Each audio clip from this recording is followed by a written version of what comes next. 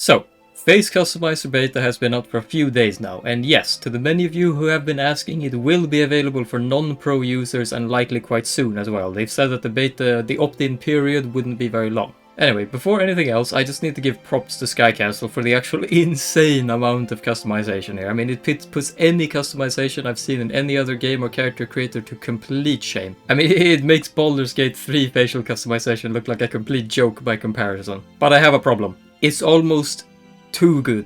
Alright, okay. Okay, alright, hear me out. So what do I mean by this? Basically, I'm saying it's too advanced for its own good. I've had a few attempts at this since it came out, and hopefully without sounding too conceited, I am generally quite a fast learner to whom these kinds of tricks and methods comes to quite quickly. And I am actually really struggling with this, sadly, I don't think I will be the only one who kind of has these issues with this. Now, I will say some of the issues that I've had actually come from glitches, which I hope will be fixed before this is released for everyone. For example, there are undo bugs, so even if I sometimes control Z, it won't actually react. And sometimes you have to control Z twice, like you're doing horns, but sometimes not, so it's inconsistent. The sliders also bug out, and you can pull them past the point that you should be able to pull them, which then means if you try to use the sliders to go back, you can't correct it to a state of 0, because 0 is no longer 0 because the slider got messed up. So if you accidentally do this, the face can get really weird and asymmetrical, and it's very hard to correct it, especially since, again, undo doesn't always work as it should. Also, even trying to move the camera angle with your mouse can sometimes mess you up with Face Customizer, since any drag over the face can grab at random any of these 100 different little surfaces that you can edit, and it will react, albeit with no visual indicators to show you that it's reacting,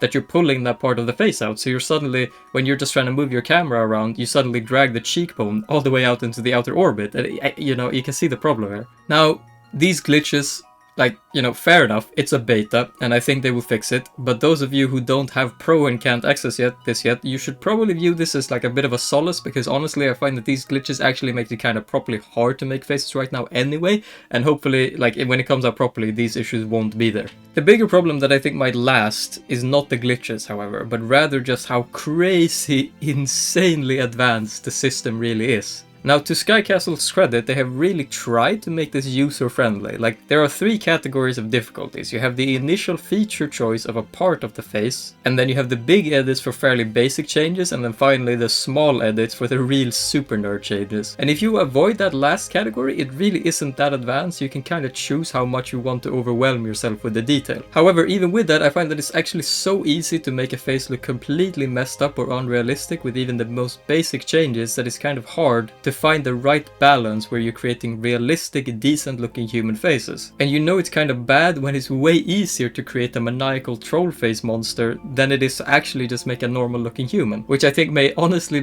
become a bit of a problem for a lot of users when this comes out for real. It's made even more complicated by the fact that face posing kind of layers on top of the actual face customization as a second layer to edit the faces. And since the posing is so advanced too that it almost acts as its own way of customizing the face, which means that you have several different avenues and layers to achieve the same results. If you make the brow, if you sculpt the face so that the brow is looking downwards, you can make a character look angry, but then you can also make the brow go angry in the actual posing. And these things stack on top of each other in such a way that you have multiple different approaches to achieve the same result, which is great in theory, but also makes it very difficult to navigate. Still, they have also just updated the basic menu of default faces and face poses you can choose from. So if you don't want to touch it, you don't have to, and you still end up with way more choices and better faces than before this update. So even then, we still can't complain. It really is an upgrade, this update, no matter how you look at it. So what is the conclusion in all this? It's an incredible update with so much work put into it, and honestly I'm still kind of blown away by just the sheer amount of options that Sky Castle has given us with this. But right now, it's still very glitchy, and even without the glitches, the entire system risks being so advanced that it might put off more casual users from trying altogether. With that said though, I don't really want to sound like I'm discouraging them from this. I am happy they made it this crazy, and I wouldn't personally have it any other way, but hell, it is difficult. This is more difficult to get right than anything I've ever seen in Hero Forge before. It puts even the most advanced tail posing to complete shame, which means you are in for a ride if you want to master this system. But I will! Mark my words, I will figure this out.